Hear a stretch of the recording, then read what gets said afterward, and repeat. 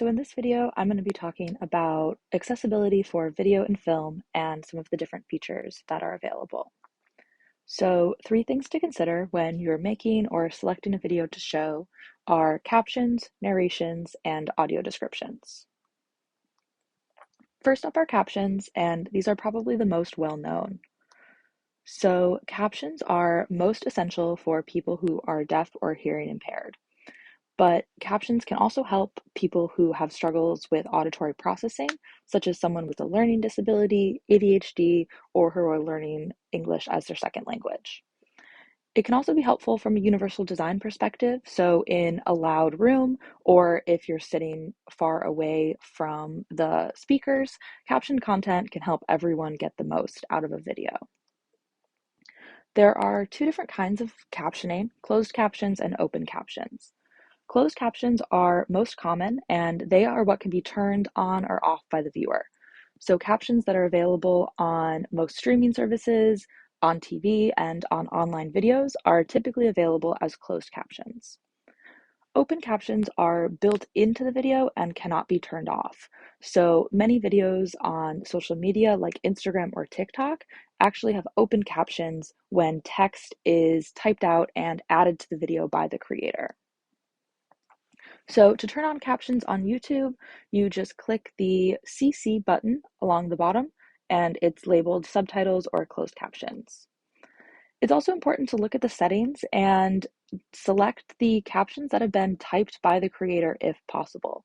So English auto-generated captions are created by YouTube, but sometimes a different version of English captions are available, and these have been typed out by someone and are typically more accurate than the auto-generated captions.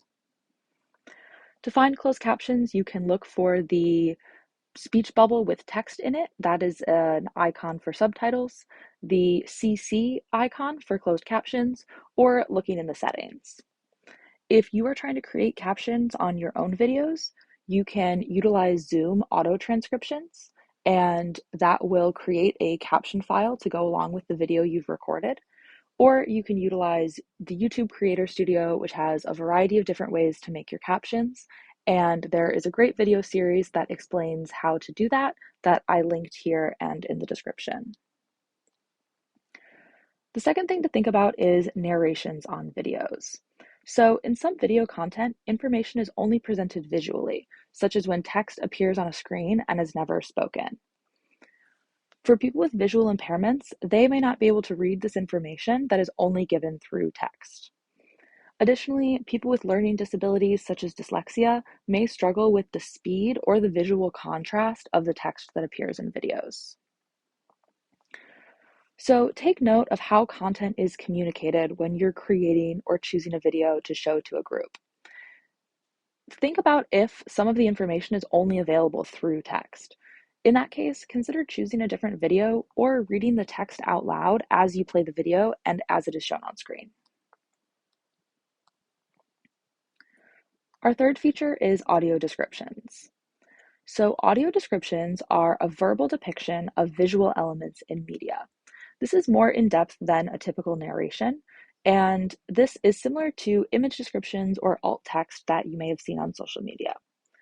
Audio description is ideal for people with visual impairments when essential information is only displayed visually, such as the facial expression of an actor or the location of a scene. Similarly, it can be helpful for a wide variety of people. For auditory learners, podcast fans, or multitaskers, audio description allows you to watch a show or a movie without looking at the screen. Here's an example of what audio description sounds like on a trailer provided by Netflix. A dim wooden staircase spirals down. Light flashes from outside. A pale young woman with dark hair sits at a huge old-fashioned radio. A blonde soldier taps a dial as he listens on his own radio. Leaflets flutter past an open attic window. The young woman leans out and releases a leaflet into the night sky. A building burns nearby. Text based on the Pulitzer Prize-winning novel. You can turn on audio description by looking for the AD icon, and this setting is usually placed close to where the subtitle or closed caption setting is.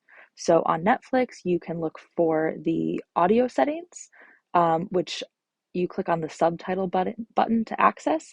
And similarly on Hulu, if you click on the settings, you can find the audio settings and see if audio description is available. Audio description is not a feature that can be toggled on or off on YouTube videos, so you have to see if the creator has made the video with audio description.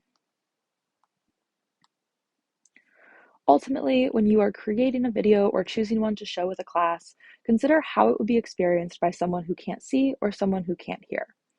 Utilize these accessible features when they're available to help create an environment and culture where accessibility is the norm. Even if you don't think someone in your group needs it, it could be helpful and it could show someone how to create their videos accessible in the future. Utilize the auto captioning feature on Zoom, share videos with captions or transcripts available, and put image descriptions on virtual content that you share. This can be especially helpful in the classroom for educational content, but also important in everyday life to make all content accessible to the widest number of people.